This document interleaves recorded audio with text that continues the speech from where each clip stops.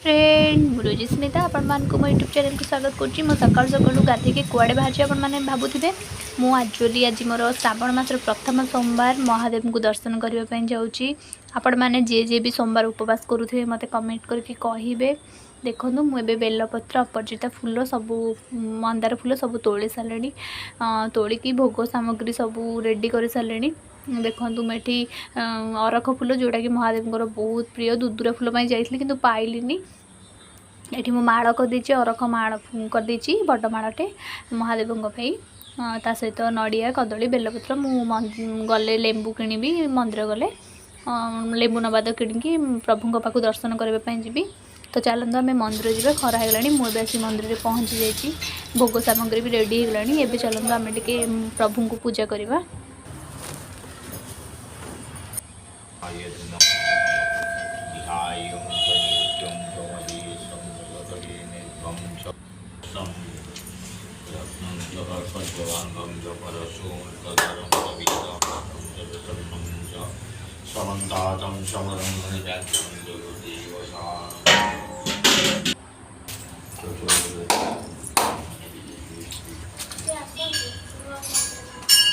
श्रावण मासरे महादेवंकर सबुठ बहुत भल लगी था जल लगी करवा जल लगी प्रभुंर बहुत भल लगी था। एवं चलतु मुझे आपण मानक देखी किसी खाଇବା करने रोसे करी फास्टिंग आज गोटे टाइम खाइबी।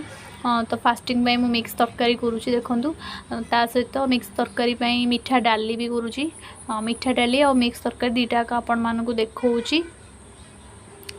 देखो ये मु दही बैगण बैगण को भल भाव काटिकी सफा करके लुण हलदी गोल रखी तापर देखो मुझे डाली करने मीठा डाली करने पानी फुटे देती मु पानी सहित एबे मु पानी फुटी गला एबे मु मोर भिजे रखी जाई को पकईदेली। देखो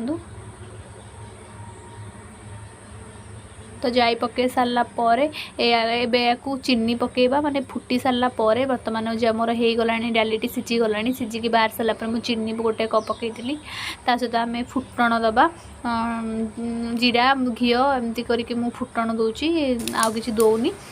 तो ये मुझे डाली जो सीझा डाली रखी से पकईदेवी चीनी पकईकी मीठा डाली प्रस्तुत करदेवी। तो देखो मुझे छुंक देदेली एबे आम मु घी पकईदेली पैन रे जो मिक्स परिवा सब रखी भाजुची भल भाव भाजीदेवी। देखिपे मुझे एमती भाजुची घी देकी बहुत टेस्टी लगी था। आपण मैंने घी रोसे कले बहुत टेस्टी लगी था बिना पियाज रसुण खाइबा किंतु घी तैयारी कले बहुत टेस्टी लगी था। परिवार देखो भाजी गलानी बेसी भाजबेनी कहीं आम घी भाजुचे तो बहुत टेस्टी लगी था। एमती परिवा भाजिकी थोई देछि तापर आपण मानकु माने तरकारी कला बेले प्रोसेस आपन देखिबी।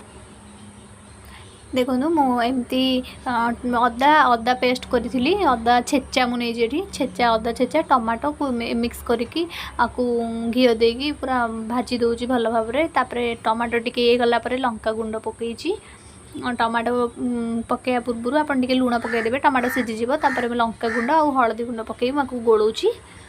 देखु तापर मुझे धनिया गुंड पकाउची धनिया गुंड जीरा गुंड आपण मैंने पकईबे जीरा गुंड पकई सारापर आप करी पाउडर पकईबे।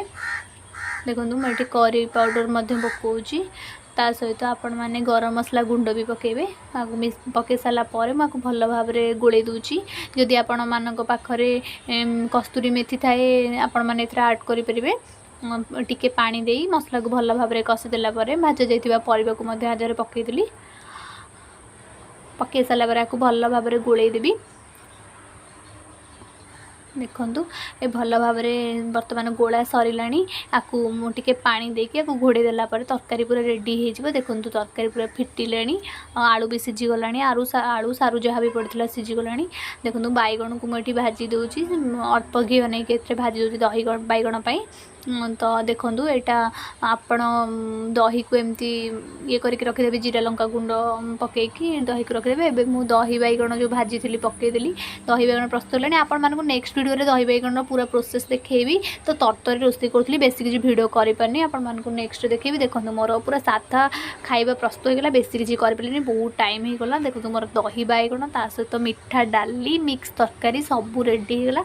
आपण मानक देखिकी आज केमती लगिला ब्लॉग टी आपण माने सियोर कमेंट करके कहे जदि मो चैनल नुआ अच्छा प्लीज़ प्लीज़ प्लीज़ सब्सक्राइब करदे लाइक करदे शेयर करदे साइड रे थिबा बेल आइकन को क्लिक करदे more new new video notification आपण मान पाखु जल्दी जल्दी पहुँच सतरे फ्रेंड मु बहुत जल्दी रांधि आ बहुत माने अल्प रोषे भी करी एत टेस्टी लगुला बहुत टेस्टी लगुला खाइबापी लगुला जमी को मंदिर मुझे किणिक आनी बहुत आपण मैंने भी घरे थे ट्राए करूँ आपण मैंने तो खाऊे करके तो एमती थे ट्राए करूँ बहुत भल लगे तो मोर बर्तमान जाऊँगी बहुत जोर भोक लगे खाईदेवी खाई सारापर आपण मान सहित कथा हेबी तो नेक्स्ट वीडियो रे आपण मान सहित कथा हेबी नेक्स्ट वीडियो आपण मैंने वेट करूँ मत टे सपोर्ट करूँ।